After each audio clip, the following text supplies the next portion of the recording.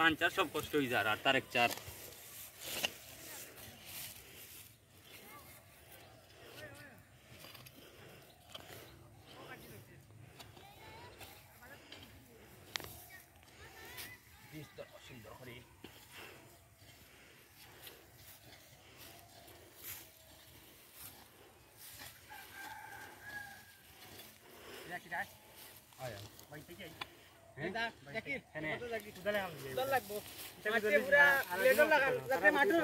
মাঠের ভিতরে ভাইজা মুখ দিস তো দাঁড় দেখে লই এইটাই একবারই সাদা মিষ্টি দিন কিন্তু দাঁড় লই যাই ভালো শুধু মনে হয় ভিডিও করে নি